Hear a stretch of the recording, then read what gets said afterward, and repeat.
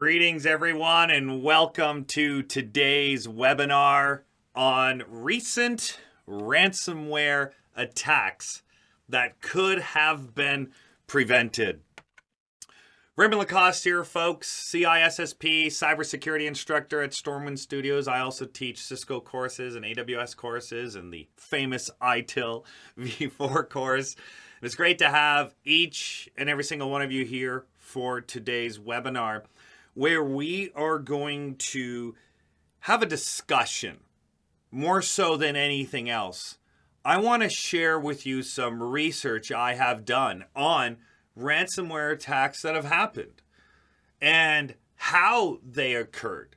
So that way we can work together in order to come up with some solutions that we can all benefit from. So that way we can prevent ourselves, our organizations, our families, our friends from being hit with these ransomware attacks.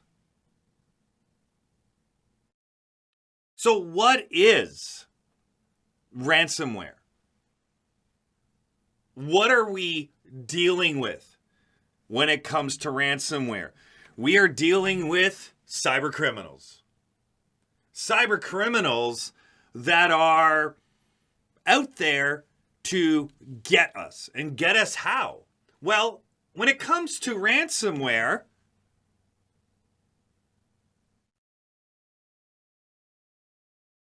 what are they trying to get from us, folks? What really are the cyber criminals trying to get from us when it comes to ransomware? Absolutely, money. Specifically in the form of crypto money. So Bitcoin, as an example, it's all about the payday. Their ultimate goal here really is not to bring down networks. It's not to bring down infrastructures for a obscene amount of time. Their goal is to get paid quick and fast. But in some cases, that's not the way it works. And we have national issues related to some of these attacks. But a cyber criminal is really just trying to get paid. That's what they're trying to do. So what are they doing? They're reaching out to anyone that they possibly can in many different ways. In this particular example, our cyber criminal is reaching out to us via email. Just one simple example of how they can get us hooked. This is a phishing attack in this case. They've sent an email. We've opened it up. It says, click me. Okay. So if I click on this link, it allows them to execute their attack further. Right now, there's really a whole lot that we don't have to worry about until we click. You see, it's once we click that we allow them to do what they need to do. And it could be an attachment. An attachment in an email shows up. If we don't do anything with that, then we're more than likely going to be okay. Now, can they infiltrate us in other ways, like through weak passwords that were brute forced? Could they have obtained stolen passwords from some previous breach? And those passwords are posted on the dark web that they then use to infiltrate us? Yes. What about impersonation? Sending us an email where they're impersonating them as someone else in our organization, someone of authority, convincing us to give them credentials that they then go and utilize. Hey, it happens. And then also unpatched systems. And I think many of you today are aware of a recent vulnerability that has been identified, that as of yesterday there was a patch released for it, and we'll mention that at the end of today's session when we get to that. And so there's many ways that they can start their attack, okay? And that's what this webinar is about. How can they start their attack against us? And therefore, if we understand how they can start this attack and see real-world examples, then we can learn from those organizations. We can learn from their mistakes. And by learning from other organizations out there who are willing to share some of the details, we're able to then protect ourselves going forward. And that's what we want to do. Well, in this case, I did something bad here. I clicked on that link. And because I clicked on this particular link, the cyber criminal has now been essentially given permission to do what they need to do in this particular case. So they have infiltrated my system. They've infected my system, right? I don't care about the type of malware or the criminal group involved or what version of the malware it was, right? Because in the end, regardless of what it is, I'm in trouble. And so it's more important for us to focus on how we can even stop the multitude of malwares from coming in. And what are the primary ways they can come in and hurt us? In this example here, our cyber criminal has done what? They have encrypted our drives. And they are holding on to the key to decrypt those drives. That's what they've done. And what are they looking for? They're looking for us to pay them the ransom in order for them to give us the decryption key so we can decrypt our drive and get back to it. Now, this is not the only way they're going to hold you for ransom. Right? This is one of the ways. What else might they do? Well, they might not encrypt any of your information. The malware that they use might not actually do the encryption at all. They might infiltrate your system through a remote session of some type and then just steal confidential data. That's it. Steal confidential data and threaten to post that confidential data on the internet unless you pay a ransom. Depending on who you are and depending on the type of confidential data, that could be very serious to you and your organization. Or maybe they'll do both. They'll encrypt the drive, they'll steal information. Double extortion technique is pretty much what they're doing. And in the end, you're going to be paying up more than likely to decrypt, but also to make sure they don't leak all your information online. And even though we are told, don't pay the ransom, what we see is that organizations are paying the ransom. Why? Because of this technique where not only are they encrypting, but they're stealing your data. And then they tell you, we won't post your data online if you pay us. Now, a lot of people say, well, how do you trust the cyber criminal? Well, let's always remember this. A cyber criminal is only going to be successful at this attack if they don't breach their trust. Consider this for a second. If they want to get paid, then that means going forward, they have to give up that decryption key and they have to keep their word that they're not going to post their information online. As soon as they start doing that, collecting money but not giving decryption keys, collecting money and then starting to post information online, right, then people are going to stop paying because they won't be able to trust the cyber criminals. You see the situation we're getting in here? It's actually pretty ugly in the grand scheme of things, but the cyber criminals don't want to lose the trust that they are trying to build here about you paying and then them giving you what they have promised you. So the odds of you getting the key, the odds of you protecting your data from being put online, it is okay. It's not great, but the odds are in your favor that they're going to give it to you because they want to make sure going forward that the next groups they attack are going to pay up and not say, well, you didn't pay, or you didn't hand over the keys last time, or you still leaked data last time, so we're not going to pay you. Right? They want the money. That's what it's all about. Right? In some attacks, they might copy your data, delete what you have locally, and then in the end, tell you, hey, you want your money back? You want your data back? Give us the money, we'll give you your data back. But here's the thing we also got to realize. Most attacks are simply going to be encrypting in place. Why is that? Because stealing data, large amounts of data, requires a massive infrastructure behind the scenes by the cyber criminals where they can offload that data to. So for them to have the infrastructure set up, for them to offload that data there, for them to have it stored where they need to store, so they can then release it when they want to or give it back to you when they need to, is a lot of work. And nowadays, where most ransomware groups are just selling their ransomware software as a service, many of the smaller groups just don't have the facilities to do it. So we see a lot of this encrypting going on, and the odd time we are going to see the confidential data being stolen as well. But it all depends on the type of attack that's happening. So it's important to just really grasp hold of what's going on here, because you don't want to fall victim to these types of attacks. So our user here is paying the ransom. They're making it rain Bitcoin on top of our cyber criminal. And then our cyber criminal keeps their word. They don't release any information out on the web. They hand over the key, and then we can go ahead and decrypt our drive. But as you can see, there's many different ways that they can actually do their attack. There are many different malwares that can be sent around or installed that do many different things. Some of the malwares will infiltrate your system and other systems. Some of the malwares will just infiltrate one system. That's it. That's all. But again, in the end, it doesn't matter the type of malware or how that malware is used or who's using that malware. In the end, it's about the beginning.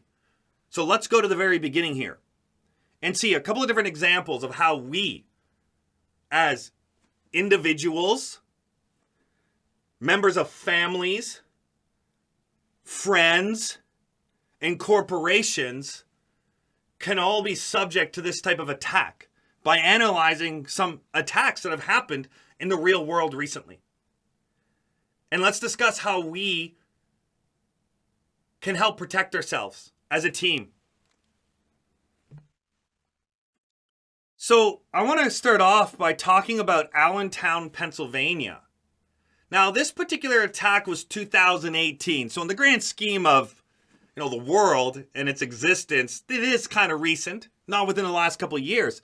But what we need to realize is that today's attacks and the way they occur, the way they begin is no different than it was in 2018.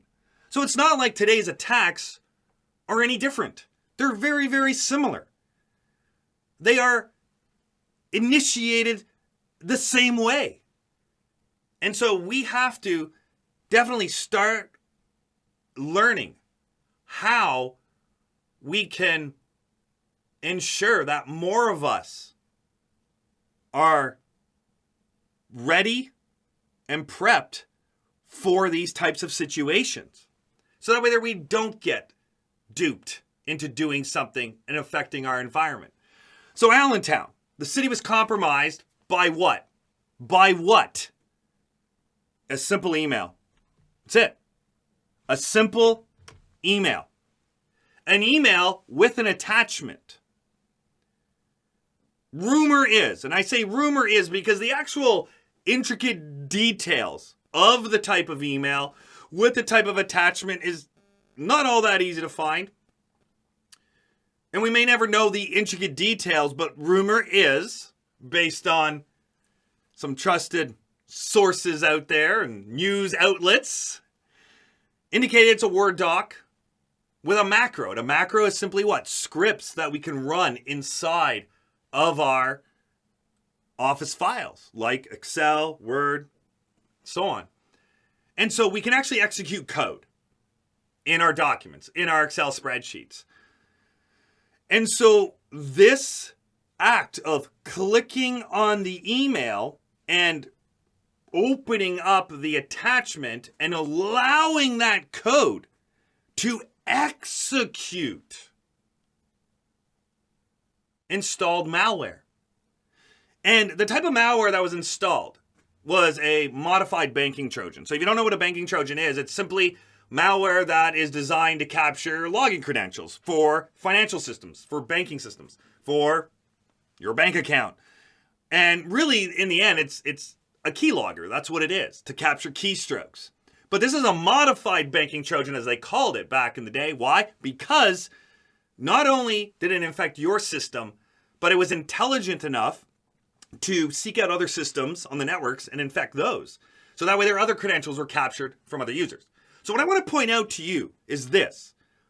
In the end, it was about capturing users' credentials that could then be used to log in, infiltrate, and infect the system. So this itself was not some sort of encrypting malware that would then encrypt your drives and cause the ransomware, right? This was malware that was designed to accomplish their objective by you clicking on it. And then they can infiltrate and do what they need to do after the fact.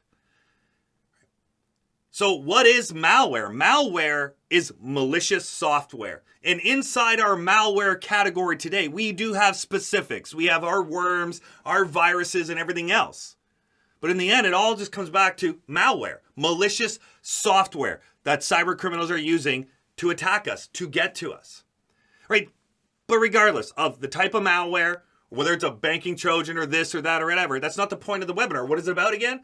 To realize how it all began. How it all began. What did you do? You clicked. And when you clicked, right, you executed what was going on. So let me ask you this, folks. It's now time for you to all get involved in this discussion. Okay. What could we do in this case to protect ourselves from this type of attack? What can we do? Start chatting in. Let's have this brainstorming session. Bring everybody in, okay? Educate employees about not clicking on things that don't look legit. Turn off the internet. That is a little extreme, but yes, that is a possibility. Don't let the users touch anything, okay? Again, no work's going to get done in that case, so we can't go to those extremes, right? Those extremes shut down productivity. If we shut down productivity, then, well, Allentown, Pennsylvania, as an example, would not exist anymore if we did. Good. All right, so what are we seeing here? Let's disable macros in Office and only enable them if it's absolutely necessary. That's a good one. I do like that. Endpoint protection on the systems, email scanners. What else in this case? Better firewalls, endpoint security, user education. Excellent. Antivirus, anti-malware. I love it. Great job, everyone. Thank you so much for all those examples. So, without a doubt, we all agree that a lot of this could be completely filtered out, X'd out, completely destroyed in its tracks with a very sound email security system, right? Absolutely. But here's the thing. No email security solution is 100% perfect. It's not. Because cyber criminals, if they craft those emails just properly, they use the right attachments or links or this and that, they're going to get through because even those email security systems think they're legit. They're perfect. The way everything's been done. So, what do we do when it gets through? So out of, let's say, 1 million emails that are malicious, one gets through to one user. Okay, what next? Well, the end user. We want things like antivirus, anti-malware, anti-spyware. We want all of that on the systems, of course. But again, they're only perfect so far. Right? There's still going to be that tiny 1% chance, no matter which solution you're using, that something is going to slip through. It happens. Why? Because we're relying on human beings, software updates, all of that stuff on those products. Things can still slip through. Nothing is perfect, especially when it comes to software. So, we now, today, encourage endpoint protection, whereby it's not just about antivirus, anti-malware, anti-spyware. It's also about anomaly detection on that user's device. Anomaly detection. So if users normally do this, do that, interact with this, interact with that, right, we're recording all that level of detail on an end user by end user basis. So if all of a sudden that end user is doing something that is abnormal, like in this case, maybe clicking on a Word doc, and then all of a sudden that Word doc runs a macro, the endpoint's like, well, no! Because that system's like, this is not normal. And we can stop that right there and then look into it further. All right, but again, what if that doesn't work? Okay, this is where we get to the point where end user education is so important, okay, folks? That's what it's all about. So a lot of you are saying end user training, end user education, all of that stuff, right? Phishing campaigns, if you can do it in your organization, training individuals about how they can prevent a cybersecurity attack if they are just looking for some simple signs. Absolutely. Absolutely. So, when it comes to our emails, the ones that leak through in the end, what I always tell people with email today is to do what? Slow down. We are just way too fast when it comes to email. We don't read everything thoroughly. We have a tendency to click on links, click on attachments. We just click way too much, too fast. And this is not just for corporations, folks. Let's take this outside of the corporate environment too. Family, friends, your loved ones. Everybody's clicking too fast. Everybody's pushing things too fast today. So number one is slow down. And number two, establish a habit in individuals. A habit that I've had for years. Why? Because I've been fearful from day one. I always have been, of the internet. I don't know what's going on out there. And it's just about establishing good habits. Habits like asking the who's, the what's, the where's, the when's, the why's, and how questions before you proceed. And I do that with every email. And when it becomes habit, it just occurs. And yes, even when my manager, who's listening in right now to this chat, sends me an email, I do the same thing. And I will question emails I even get from them. Because why? First question I always ask is, who sent this to me? And can I trust them?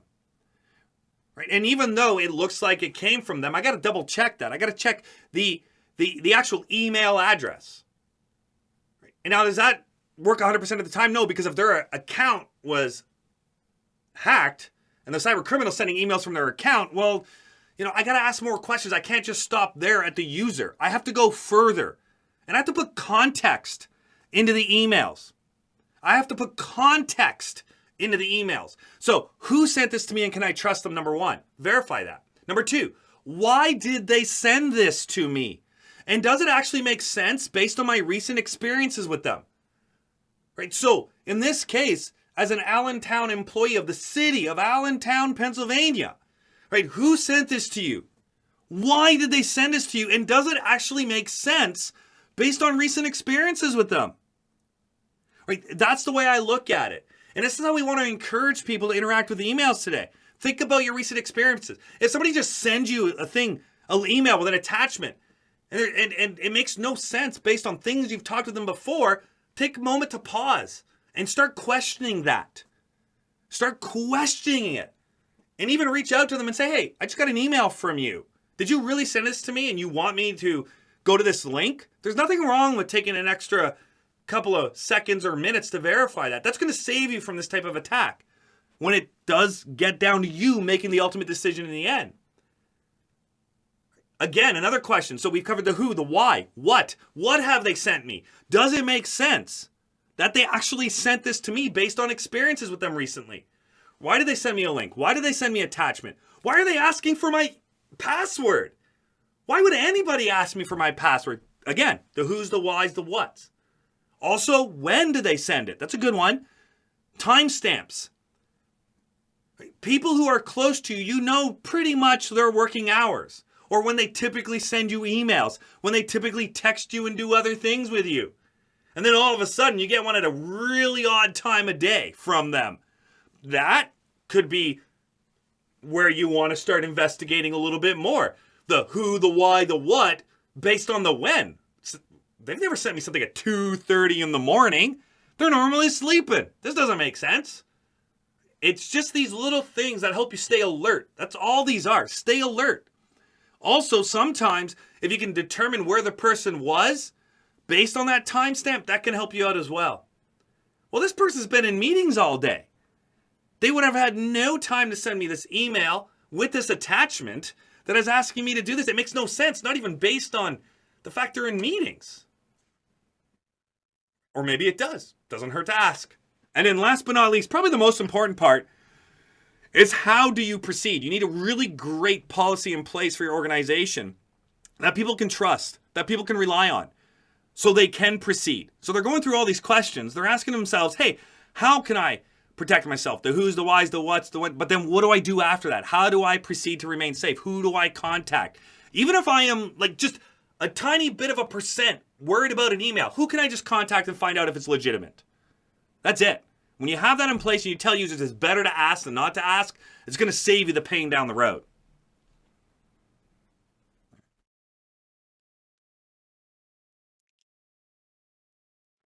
We don't want to scare people. We don't want to put more pressure on people. We just want them to take note in the fact that they can make a difference in the end. They can make a difference in the end. I don't want to scare employees. I don't want to scare any of you. My ultimate goal is to educate, and that's what our ultimate goal should be in the end. Educate everybody to have simple steps that if they follow, the chance of getting infected by any of this through this type of attack is minimal. And we're just trying to reduce it to as small as possible so the cyber criminals are less successful. If we stop the cyber criminals more, then they're not going to be making as much money, which means they are going to go out of business. They're running a business today. And we can put a stop to that.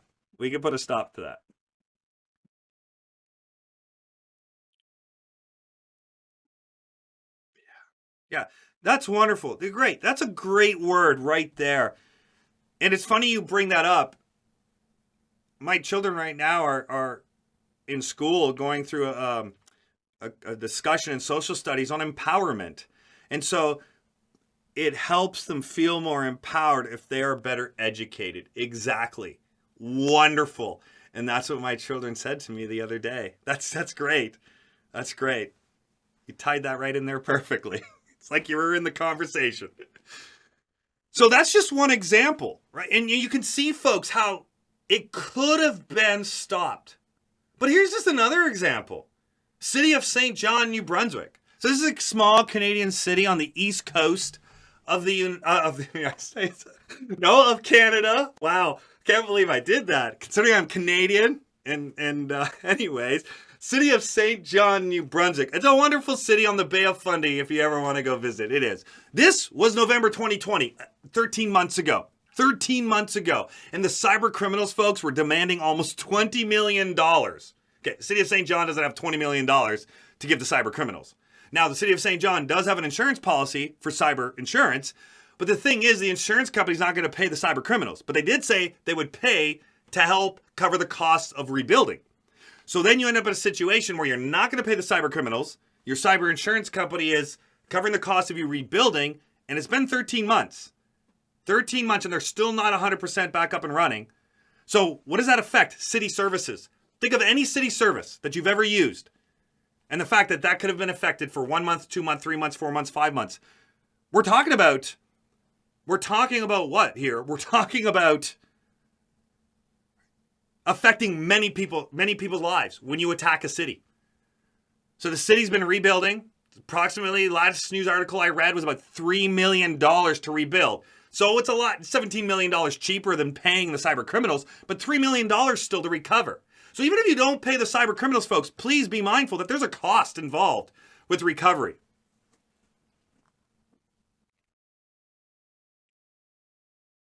All right? So they're doing all right, but also it's a cost to the taxpayers as well.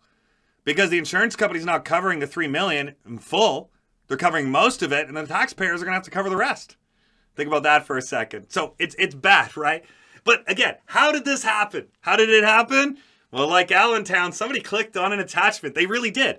And in this case, it's an Excel spreadsheet with a macro in it and a script. So Allentown, Pennsylvania, 2018, St. John, New Brunswick, 2020, same type of attack. So we got a 2-year difference there. Yet the exact same type of attack was successful.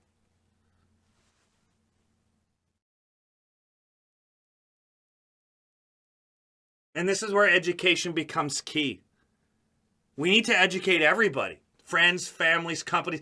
Imagine if this happened to you in your own family, where you were duped into clicking on something, and then ultimately in the end, it affected your own bank account.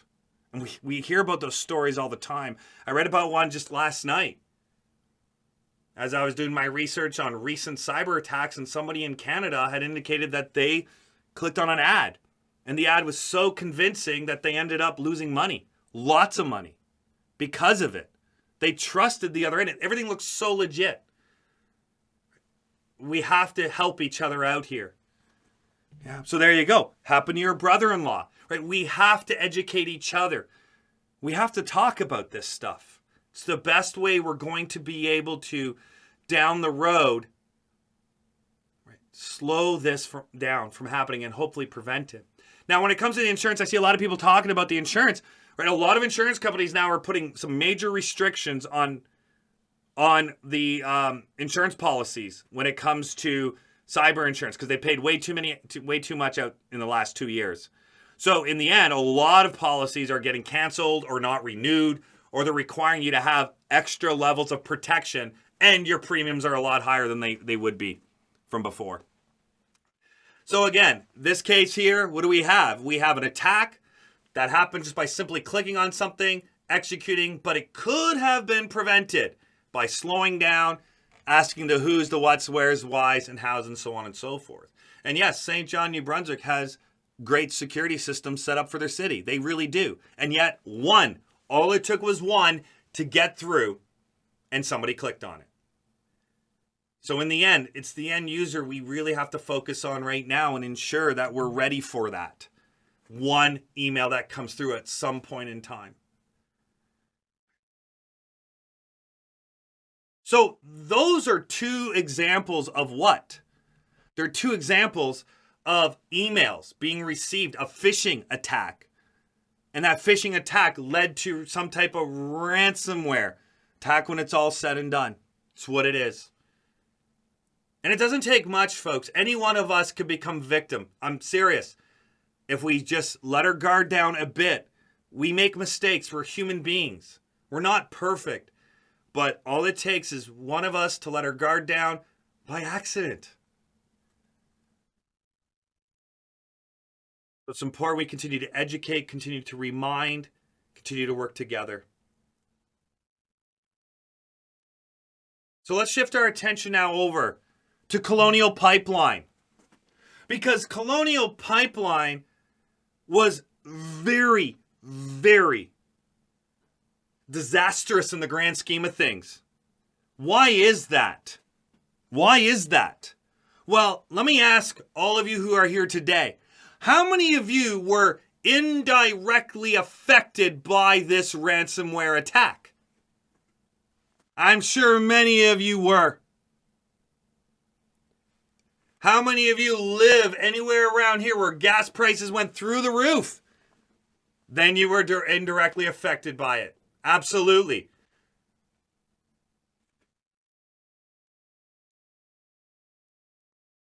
So we end up here with a situation where a private entity, so they're not even a publicly traded company, but a private entity in 2001 gets hacked by the cyber criminals.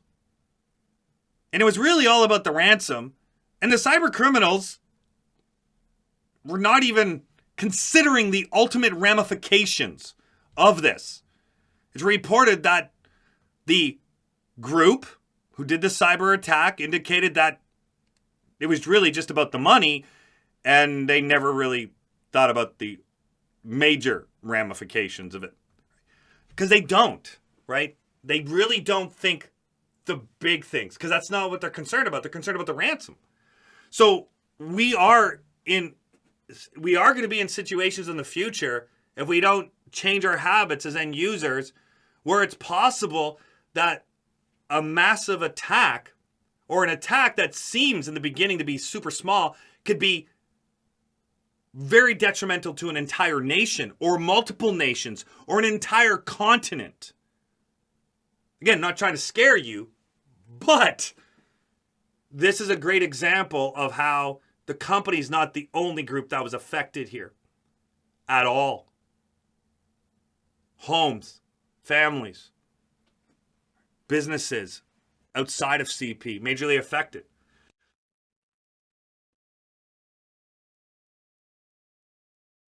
The chief executive of Colonial Pipeline says, recently, they said, it was an oversight on their company's part that let the hackers in. An oversight.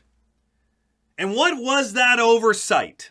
The oversight was they had an old VPN still set up that nobody was using.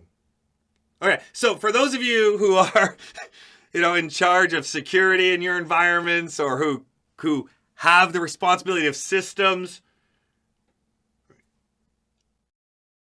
is it advisable to leave a system up and running if nobody's using it? No, absolutely not. But there was an old VPN set up, not being used by anyone, that was forgotten about. And what happens if you forget about something in place that requires a username and password to connect, or credentials, I should say, to connect? Right? We need credentials to connect to a VPN. Yeah. Well, if those... Yeah, there we go. Brute force over time. Now, the chief executive did state that they are not sure yet how the attackers got the credentials. Okay? They're not sure yet how the attackers got the credentials. Okay, I could believe that. I could believe that. Because the attackers could have gotten the credentials how? Well, brute force. As Trent has mentioned, absolutely. Number two, at some point in time, there could have been a phishing email asking for credentials of something, someone, somehow, right? That could have been grabbed. What about a previous breach on Colonial Pipeline that they maybe never even knew about that stole stuff like that, the credentials? Somebody who was forced out of the company, exactly, I was going to get to that, Tom. Well done. Decided to sell those credentials to the dark web, maybe. In the end, the credentials were on the dark web. Credentials were on the dark web, and then the credentials could then be reused. So the credentials being reused here, right, to access the systems, whether it's the VPN or other systems in the environment, those credentials are now being used to log into Colonial Pipeline systems. Now, once you're in, the cyber criminals are into the Colonial Pipeline systems, then what can they do? They can move around, access what they need to access, and install their malware, so in the end, they can go ahead and encrypt that hard drive, and then take the attack further as they need to. So, folks, it's your time to chime in now.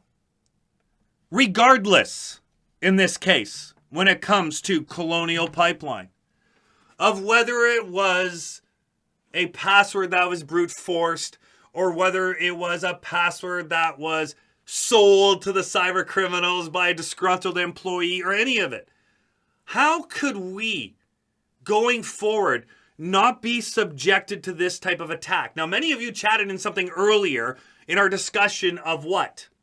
In our discussion of the email phishing attack, in regards to something that starts with to or multi. Anybody want to chime that in right now as one of their answers? There we go. Multi-factor authentication. One of the primary ways that we can completely protect ourselves from these types of attacks. If everything has multi-factor authentication or two-factor authentication, then when it's all said and done, those cyber criminals, even if they get the password, they still need that other device, that other feature, that other factor that is going to be used to unlock that system, to gain access. But wait a second here. Let's think specifically about Colonial Pipeline. Old, VPN, not in use, but still up and operational. What could have been done there? One, better policies to remove unused systems. I think everybody agrees with that. Okay, turn it off, exactly. But what about something else? Think about something else that could be enforced. So that way there, folks, if a password is stolen at any point in time, the likelihood of it still being in use 30, 60, or 90 days right now is next to none. What do we want to do? Enforce password changes, especially on a VPN. So that way there, when that disgruntled employee, if it was, we're not saying it is, but if they sell credentials, they're not available anymore. They're not in use. And what else? Well, if it's a password that was brute forced, right, through whatever mess it means, maybe it was the key to that password was stolen at some point in time, and we brute forced it as a cyber criminal offline, and we were able to brute force 6 months down the road. When we go to use it, it's not available anymore. That password is not in use anyways. Yeah, right? So there we go. Change passwords every 90 days. Can't reuse the past 10 passwords. Can't do this. Can't do that. So on and so forth. All right? And yes, password expiration too often also creates poor passwords. I get that as well. But that's, again, where education and training has to come into play. And we have to appeal to the emotional side, too, of individuals today. And really work with whoever we can to ensure that we are getting the best protection possible. Because think about it, in a single attack like this, how many people are infected, and even yourself, your job, your career, the chances of the business's survival is very slim. A lot of companies that are hit by ransomware go out of business. Go out of business. Read that a couple of weeks ago. And I was really not even thinking that way before then. I was like, wow, really? Small businesses, medium-sized businesses that get hit by ransomware, they don't have the money to restore. They don't have the money to pay. They don't have the cyber insurance. They're out of luck. And a lot of business has been affected by that. So by having password changes, by having MFA, right, we want all of those places. We don't want old passwords because all passwords can be compromised by brute force over time. So combination of password changes, combination of multi-factor authentication gives us the best results when it's all said and done. Best results. And CP, Colonial Pipeline, did pay the ransom. They did. But the feds were able to get some of that money back in the end. But not all of it. Not all of it. All right, another group, another company, very similar type of attack launched against them as well. Remember, this is about real-world examples. And earlier this year, very shortly after Colonial Pipeline was hit, Brenntag was hit. Does anybody know about Brenntag? Did anybody hear about the Brenntag attack? Well, this is one of the largest ransoms that were ever paid, folks. That's right, $4.4 million was paid to DarkSide this year because of this hack. And Brenntag is one of the world's largest chemical distribution companies, headquartered in Germany, and they have many different offices, many different branches all over the world, including Canada and the United States. And the North American division, they are the second largest chemical distributor in North America. And the attack was specific on the North American division. What did the hackers do? They encrypted devices, stole unencrypted files off the network. Oh, that's another thing. You want to slow down cyber criminals? Have all of your files encrypted on the network, because then they can't actually steal it. Because if they steal it, it's useless to them. So that helps prevent the double extortion attack where they say they're going to leak your information. Well, if you have strong encryption on all your data, that's going to slow that down. But still doesn't stop them from encrypting your already encrypted data. All right. But at least the stolen data is not going to affect us in any way, shape, or form if it's encrypted. But they stole they encrypted our encrypted files, they encrypted various devices, and then they stole the unencrypted files off the network. So they stole, it was finance information, accounting information, contracts, non-disclosure agreements, various projects that were ongoing, and marketing material, personal identifiable information right from the HR database was stolen as well, legal details, legal documents, and chemical formulas. What makes Brenntag Brenntag? Chemical formulas. They're scientists. That stuff was stolen. Yeah. Incredible. like CP, Colonial Pipeline, Brenntag was compromised via a password. And this is kind of the dagger, the twist that the cyber criminals did to Brenntag. And this is why I'm talking about Brenntag today. The cyber criminals told them in the splash screen that appeared that the credentials that they used to hack the network and install the malware were bought from the dark web. Bought from the dark web, and Brenntag should consider changing passwords more frequently and using two-factor authentication. Ouch. You imagine sitting there reading that image when it comes up and the cyber criminals telling you what you should have done to stop them. That's bad. That's bad.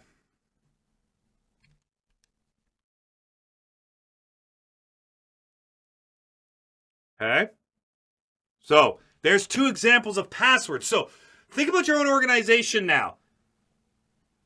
Do you need to take a little bit of time to work on maybe some safe email policy so users can be armed with the knowledge and information they need to work safely and securely with email to protect your organizations? And for those of you listening in today that are not responsible for making those decisions for your organization, well, you have some now knowledge that you can use yourself in these two cases. But also, what else? Take it home. When you're using your Gmail accounts and your Apple accounts and your Outlook accounts at home or anything else, Hotmail, whatever it is you are using, folks, your mindset here should be the same. When you create accounts with your bank and you do different things, keep all of this in mind. This is going to help you stay safe, your family stay safe, your friends stay safe. But the last one I want to go at now, is what? National Health Service in the UK. 2007. Okay, I'm going to start off with 2017. 2017. WannaCry. How many of you are familiar with WannaCry? At least the name of it. It's really one of the first ransomware that really people started taking notice of because it impacted a lot. It impacted health services, and this is where things can get scary. Earlier this year, Newfoundland in Canada, its health service was hit. In the States, the United Health Services was hit as well with a ransomware attack. The cyber criminals don't care who they're attacking. Doesn't matter how many people it affects. It doesn't matter if people are hurt. They don't care who they're going after. Right? But in 2017, WannaCry. NHS was hit by it. What was WannaCry? WannaCry was a ransomware that exposed a specific Microsoft Windows vulnerability. And in the end, most of the NHS devices that were infected with the ransomware were found to have been running that particular Microsoft Windows vulnerability on their systems, and they were unpatched. They were unpatched. Wait, was there a patch available? Oh yeah. Months and months and months before this attack, there was a patch. In this case, unpatched system being taken advantage of by the cyber criminals. So, it doesn't matter how WannaCry works. That's not what's important here. What's important to realize is that WannaCry is successful because everyone who had not patched their systems for this vulnerability were infected and were subject to the ransomware attack. In addition, anybody who did patch got away without any problems.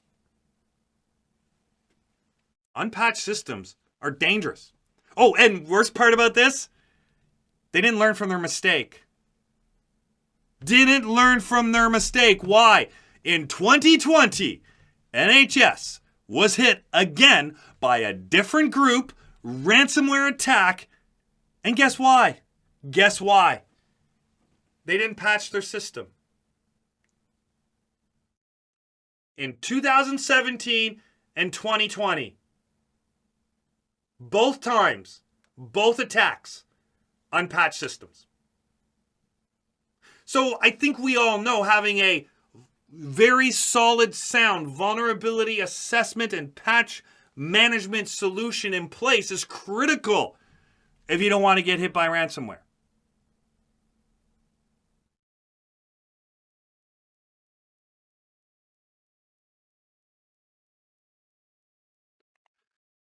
Same thing happened in Spain. The telephony system. A multinational telecommunications company in Madrid, Spain. One of the largest telephone operators and mobile network providers. Ransomware attack. Why? Unpatched systems. Same ones as NHS. And today, folks, many of you have already chatted this in.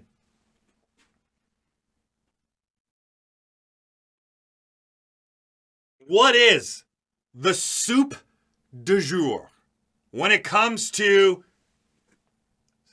vulnerability in our system? It is log4j. It's what it is. It's what I keep seeing showing up in everything. Why? Well, log4j is a very, very popular logging package written in Java. And if you don't know about it, well, it's because you're not a developer who deals with Java in any way, shape, or form. And that's okay. But what you do need to realize is that there is a vulnerability in it. And this vulnerability lets internet-based attackers easily seize control of everything from industrial control systems to web servers to consumer electronics. That's right. Does any of your devices use Java? It is possible. It's vulnerable right now. That's right, because of Java.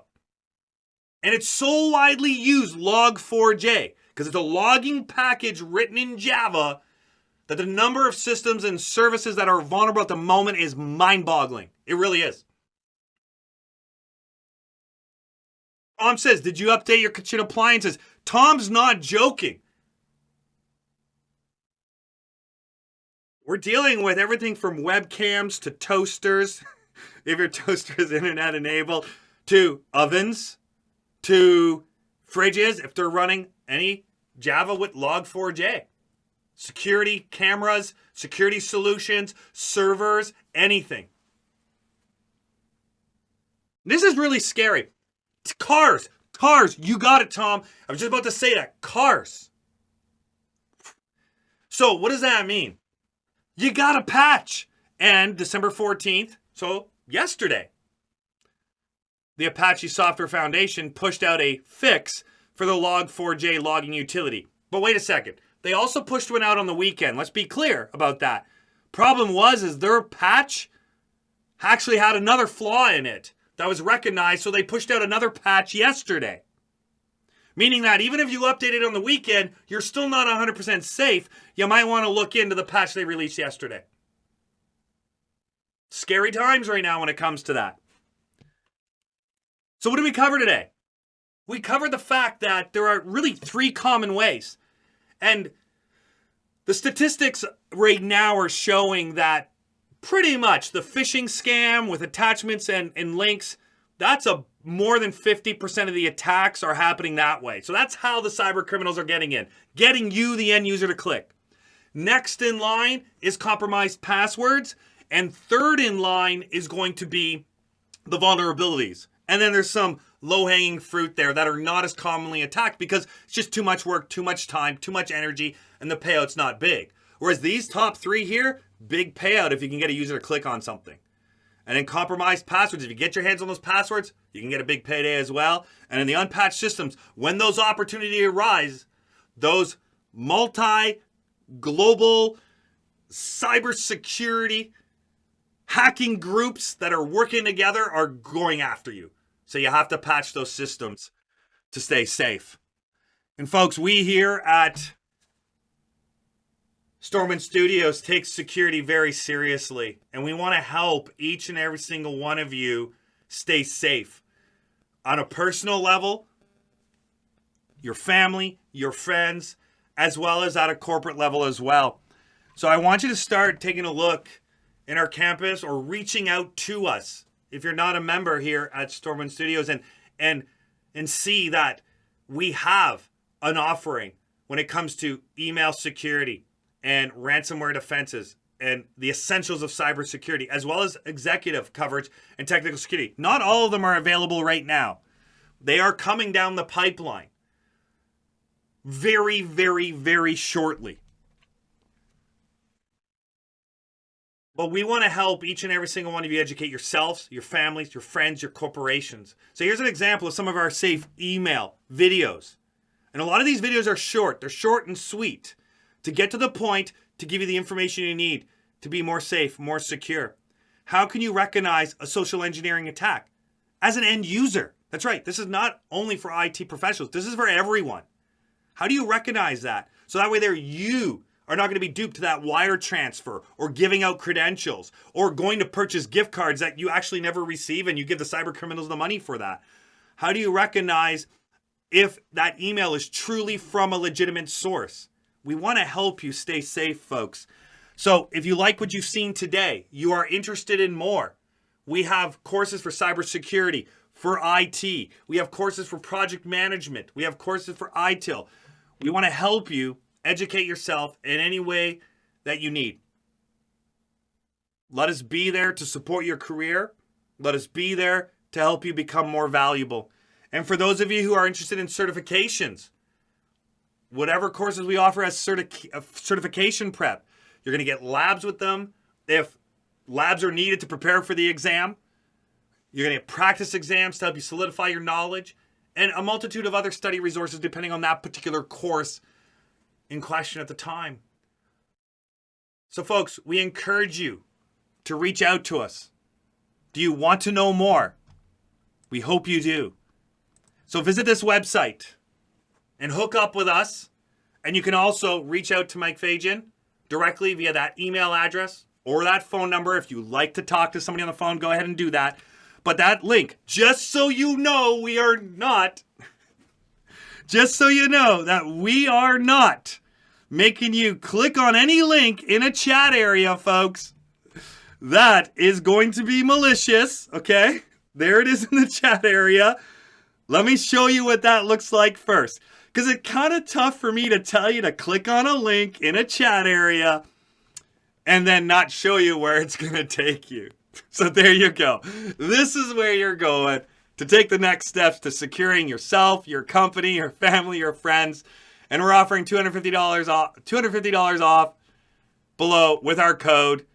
And this is going to be good for any StormWind All Access package. So it doesn't matter whether you're cybersecurity bound, PMP bound, ITIL bound, Cisco bound, Network Plus bound, Windows bound, Linux bound. Folks, you can take advantage of anything we have to offer here when it comes to this particular code. So I encourage you to take the time to reach out to us and let us help you achieve the next levels you are trying to reach.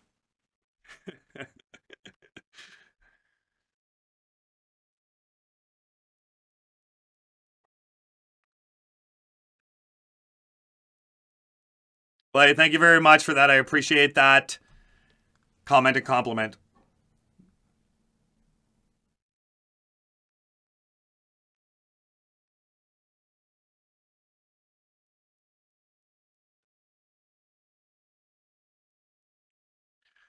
All right, so folks, even at home, I'm encouraging you, keep your software up to date. Your phones, your tablets, your PCs, and in the office, if you're not the one responsible for updating those systems, if all of a sudden you get a pop-up that says there's an update, and that is a lingering update, I'm one to say, reach out to IT and say, hey, there's an update on my system. Don't get into the habit of saying, not my responsibility. Because you have the ability to inform your IT teams that, hey, my system says there's an update. There's a Java update here. There's a this update. There's an app that update. Right. Let's protect ourselves. And I know password adjustments and changes every 90 days and all that can be very annoying, but it's just a good habit to get into and make your passwords complex and look into two-factor authentication where you can. If a site you're signing up for offers two-factor authentication, do it. do it. That way, if your password's ever compromised, that site, the odds of them getting into the site are very, very slim.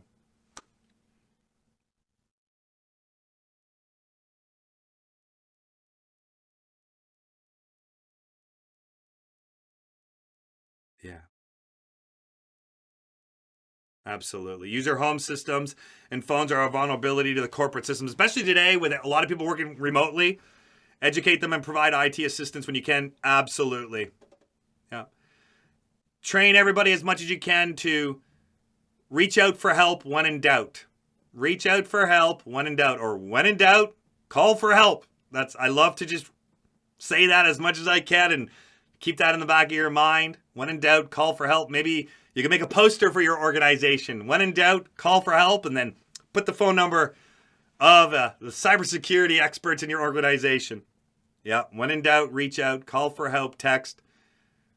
Absolutely. Well done, folks. So thanks again, everyone, for being here today for our webinar. I hope you enjoyed the webinar, and thank you for getting involved in the discussion and chatting in and taking part in it. Hope you learned a lot. If this was stuff you already knew, it was a good reminder, at least, to maybe jot down some notes and check things off as you go along over the next few weeks and come up with some plans for your own organization on how to better secure yourself. So, folks, looking forward to seeing you in future sessions with us here at StormWind Studios, and we want everybody to take advantage of everything we have to offer. So, yes, I'm giving you the ability, or I'm giving you permission to take advantage of us and take as much training as you possibly can from us. So reach out to us and find out how you can do that, folks, because we want to help you. All right, until next time, folks, keep up the great work. Stay safe, but continue having fun. Until next time, folks, bye for now.